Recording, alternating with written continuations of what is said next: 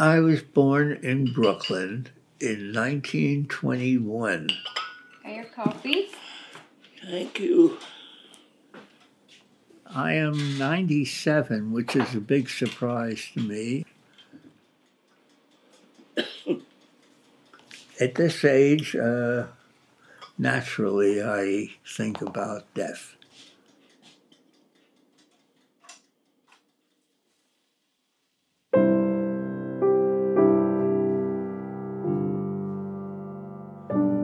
I taught philosophy in the University of California about 40 years, I guess.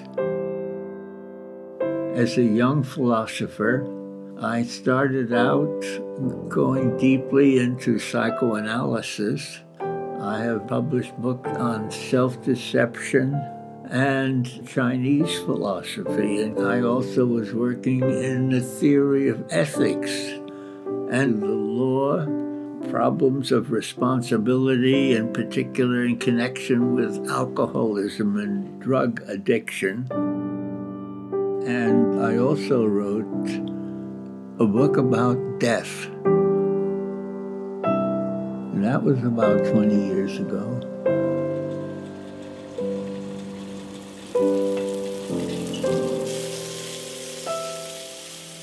Breakfast! Thank you. You're welcome. Looks beautiful. In the book about death, what I said was, in a nutshell, is there's no reason to be afraid or concerned or anything about death, because when you die, there's nothing. You're not going to suffer, you're not going to be unhappy, you're not going to, well, you're just, you are not going to be. Bacon is good. Hmm? The bacon. It is good. I like this kind of, That's your favorite, right? yeah. It's good. I mean, at a certain point, there's nothing. So it's not rational to be afraid of death. I now think that is not a good statement. Because I think it's important to figure out why it is then that people are afraid of death. Why am I concerned about it? My argument was there's no good reason for it. My sense of realism tells me, well, no good reason or not, it is something that haunts me, the idea of dying soon.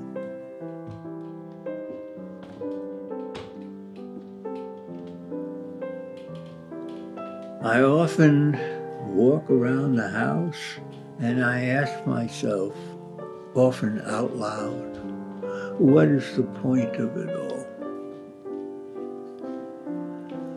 There must be something I'm missing in this argument.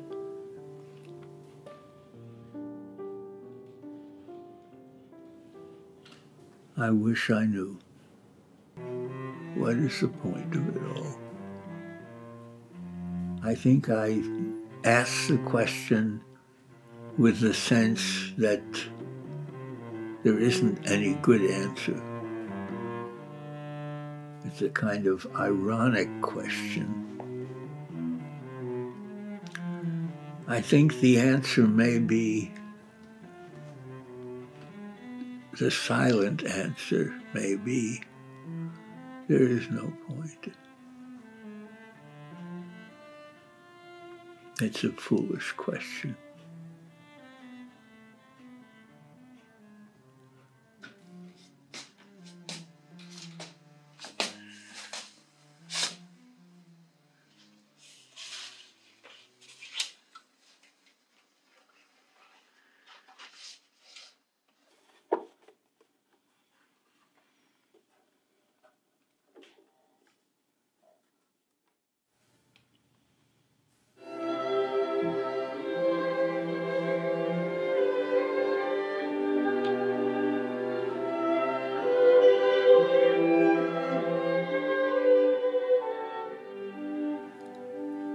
If I had to say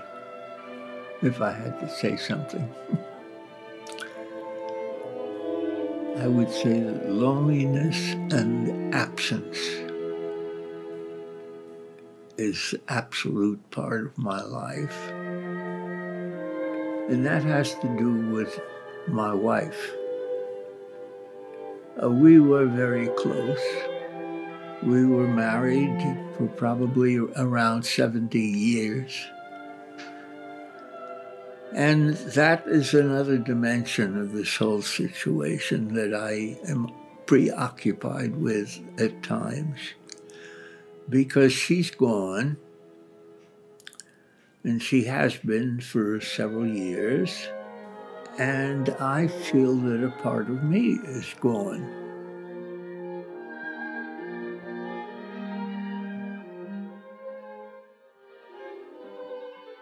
We worked together and traveled together. We were happy together. I know how fortunate I have been to have had a happy life, but half of me is gone.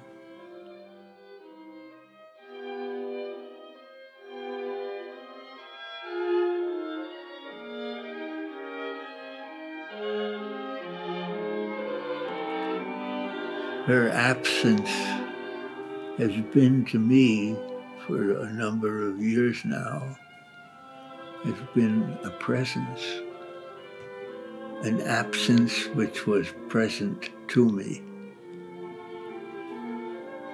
I don't know, call it emptiness. There's something missing. And of course, I realized right away that she is what's missing. That's a very lonely thing.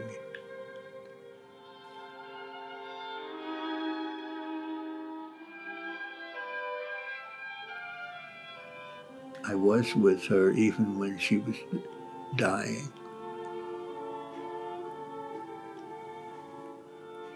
That was a difficult experience. At least we got to embrace at that time. That's something I used to listen to with Leslie right here.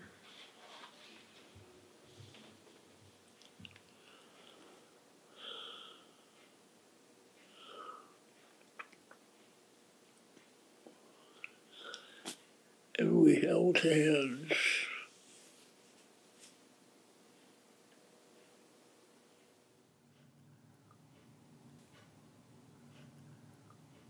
Death. It's a frightening thought.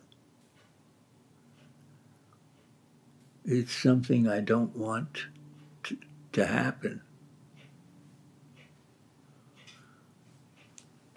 Much as I think our life in this world is often a pretty messy affair, I still would like to hang around.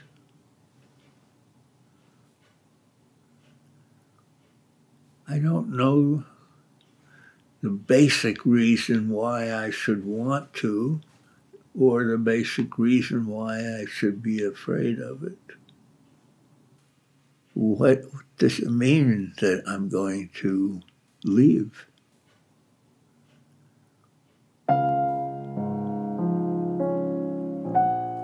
As I sit out now on my deck of the house, I look at the trees blowing a little in the breeze, and I've seen them innumerable times, but somehow seeing the trees this time is a transcendent experience.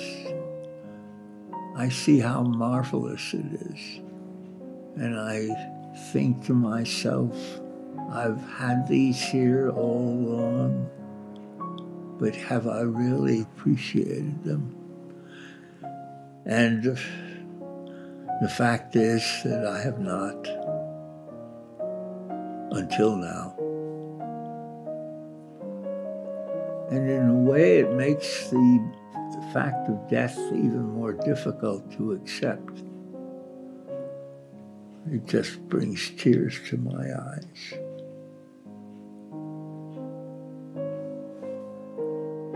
I've written books on a number of other topics, and in each case I felt that I had solved the problem. But this is not resolvable. It's not just a theoretical question for me, which so many things can be. It's the one thing that is central to my existence that I have tried to come to terms with and have failed.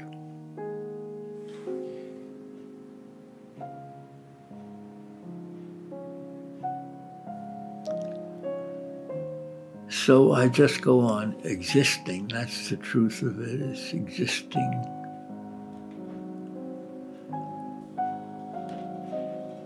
And waiting.